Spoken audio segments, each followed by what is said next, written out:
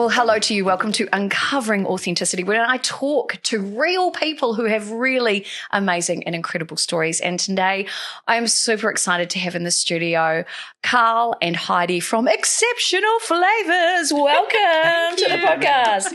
I feel like I should have I always say this, a big Oprah style live audience here, because I'm so excited to have you here. And I want everybody else to get excited because your story is pretty amazing. So Heidi, Carl, tell me about you. What brought you both to New Zealand? Change of lifestyle. Yeah? Yep. Change of life, just only that. Change of lifestyle. So not the beautiful scenery, Absolutely. the warmth of the Kiwi. Absolutely. Yeah, of course. When you could have chosen any country in the world, though, why New Zealand? That's a very difficult question, but it just felt right. From day one, it felt right. That's a beautiful answer. Answer. So you've created the Exceptional Flavours business. Yep. How did that happen? I'm asking you good questions today, right? Yeah. We introduced a lot of our friends with Start with the beers. our beers, our cultural heritage, right? And some people said, yeah, you should do something with it. You should do something with it. And then we Rolled into first with the beers. But then after the beers, we ended up with spirits, which is really exciting and really challenging. And we understand the quality, understand how special those spirits are, and they're still to be discovered as well. And especially those beers, because you can bring over any beers, but then you're just going to be another beer on the market. Yes. But these are so different. So that's why we want to bring something that for people who don't like beer. A point of difference, absolutely. And actually, this is what I noticed, because I did a sneaky tasting over the weekend, and I love beer and I love cider. I pretty much I don't discriminate when it comes to having a little tipple here and there. I do like them. What was so different is this product that we're gonna, because we'll talk about this first, the Lindeman's fruit beer. It's very different from fruit beers that I tried when I was living in the UK, and different too because it's like a cider, but it's got depth. So for anybody who doesn't like beer, this is absolutely the drink for them. And my understanding is that the brewing process with this product is really different, which is like I don't get hoppy flavours that I would get with normal beers. How is this product different? Because they use 3-year-old hops. So they dried hops for 3 years before they use them. Oh. Which means no hoppy taste, just preserving the beer with those hops. Wow. And from what I researched as well, the fermentation process is different. Is something different about the yeast, is that right? So it's a spontaneous fermentation, so which means it's all airborne fermented, so no yeast added to the beers. Wow. And that's why it takes a long time to do the whole fermentation process. How long does that process take? So the total process takes 18 months to make the beers. Oh, my goodness. And that's very different from what we were talking about just before with some other brands that we know of, which take, you said they were chemical fermenting or something like that? Mechanical fermenting? What do you used a term for it? Is it term? They add yeast. They add yeast. They add a special type of yeast. And to make a lager, it takes six days. Wow. So when you compare that to a year and a half. Yes. Yeah. So how does that impact the flavour of the product? So the last 6 months of the fermentation, that's a double fermentation. So after the first year, they add like the real fruit juice. And those sugars boost the second fermentation. Gotcha. Which means it's double fermented like a champagne, but without adding more yeast. It's with adding sugars that they boost that second fermentation. Well, I just want to say you had me at champagne, but also that's great. Now, of course, everything I do is about storytelling. So there must be a story behind this product and that process. How has this process been going on for a long time? So the base of the fruit beers is the lambic beer. And it all started in 1800, and they were all farmers, and they had farmlands, and in the winter they had not too much work to do. They had the grains. They fermented the grains and experimental making beer. But they forgot to add the yeast and they had an old bunch of hops. So they used dry old hops, and suddenly they saw that the beer started to ferment, which was a little bit unexpected. Without adding the yeast. Yeah. And Yeah. after some time, the whole valley, because it's just in one valley in Belgium, In the whole world. And the That whole you can make world. it. Yeah. Yes. and it's basically three specific airborne yeast that are different. That makes the difference, because there are airborne yeast everywhere. But those three airborne yeast, they make the difference. So in the whole valley started to brew lambic beer. Wow, I had no idea it was like that. Jesus. I mean, I'd read that it was airborne yeast, and I thought, oh, that sounds a bit unusual. I've never heard of that before, but I didn't realise it was like that. Yep. It's And just then incredible. After 1 year of fermentation, they added a fruit juice, and that was in the 70s. And because you add new sugars to the still existing vital yeasts, it's a boost, it's a second fermentation, and then after 6 months, They pasteurize, pasteurize it. to be able to ship it. Yeah. That's just incredible. So this was the first product that you brought into your company, right? Yeah. Yeah. And so bringing a beers, little yeah. bit of your own heritage Yep. into New Zealand, which is great. And what's been the feedback about that product? I think it's fabulous. I loved it. It's amazing. Yeah, women that don't like a beer, drink cider, they love it. Yeah. It's without yeast. I think cider is with yeast. Yep. It's less alcohol than a cider. Yep. And normally they are less sweet than a cider. Like the apple is a much more crisp than apple cider. Not as sweet as apple cider. Sweet sour balance. is- Yeah, it is lovely. It is a Yeah. lovely product. That's fantastic. Not that I'm really allowed to give a shameless plug for where people can find it, but if people were to have a look online, what would be your website? Just Exceptional Flavours.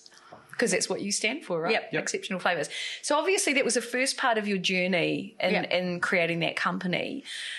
Then you've opened up and you sell the most gorgeous premium spirits as well. Mm-hmm. How did that journey happen for you? How did the company evolve? So Lindemans decided together with Distiller De Moor to make a gin, to launch a new gin on the market. De Moor is the distiller. In Belgium, we only use grain-based alcohol, Which is quite different, isn't it? Mm-hmm. Yeah. which I think is a smoother alcohol. And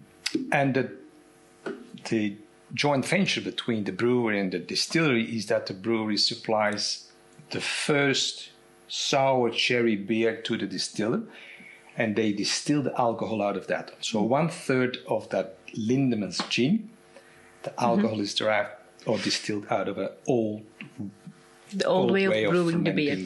beer, right? And that was a real success when we started promoting that gin. I think we convinced the brewery to go to the award-winning contest. To the world. Yep. And World from Spirit the first Awards. time they enrolled, we won World Silver Award, and the next year bronze. Wow. It's a layered gin. It means when you sip it with a dash of water, you get different flavors coming through, different botanicals coming through, and it see- happens every time again.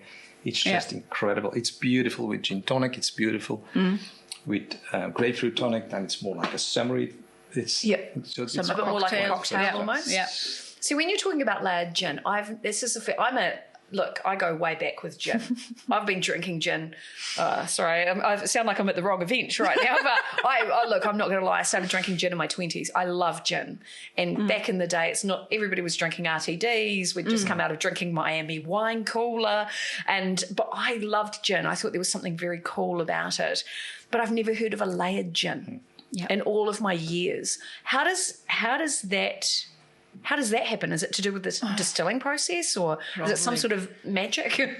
Good question, right? Yeah. And if you can't answer, It's that's a okay. small, but- it's a small batch. It's vapor distilled. It's a small batch, but it's just the way it's being brought together with the herbs, with all the botanicals they use. But it happens people when we do a tasting, people just can't believe it, but it just happens. They get the botanical list, and on average we see most people they identify five, six of the botanicals. If you have chef cooks or Indian people, it's just incredible. They keep tasting the different botanicals. Wow, so it's depending on the palate. It's a little bit depending on the palate. Yes, and of course what you've eaten, whether you've cleaned your teeth, how the wind is blowing. There could be so many factors, right, when it comes to gin tasting. Yeah. Again, I might be speaking from experience. Drink responsibly, everybody listening to this podcast. But the other thing that I wanted to ask you too is that you've gone from just gin into other beverages on your website. Tell us about those. The next step was then from day one, we were interested to work together with Villiers Distillery. It's a distillery that started in 1880. Yeah, 1880.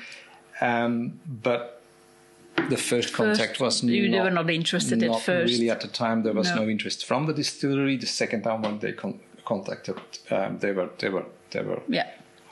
absolutely ready for export. Wow. Mm-hmm. And finally we could bring over the mother of the gin, which is Geneva. I've seen that on your website. Beautiful. Mm-hmm. It is so versatile. It is beautiful. It is smooth. You can drink it straight. You can mix it with Sicilian lemonade, which is now available here, made in Auckland. Or you make wonderful cocktails with champagne and orange liqueur. Oh, you had me again at champagne. I love it. I love that, but I love that there's a huge amount of heritage in all of these products as well. All I know family businesses. Fifth, sixth generation. Yeah. And Geneva goes back to 1300. The first time Geneva was distilled in the Low Countries. Mentioned. It's an appellation contrôlée. It means you can only distill it in one region. It's like champagne, only in the Champagne region. And it was the mother of the gin. It's the Dutch courage. I love that. It's what we gave the soldiers because we needed English soldiers to help us to get rid of a Spanish conqueror. And they all got a bottle belt with Geneva in it. Dutch courage. The Dutch courage. That is a story right there.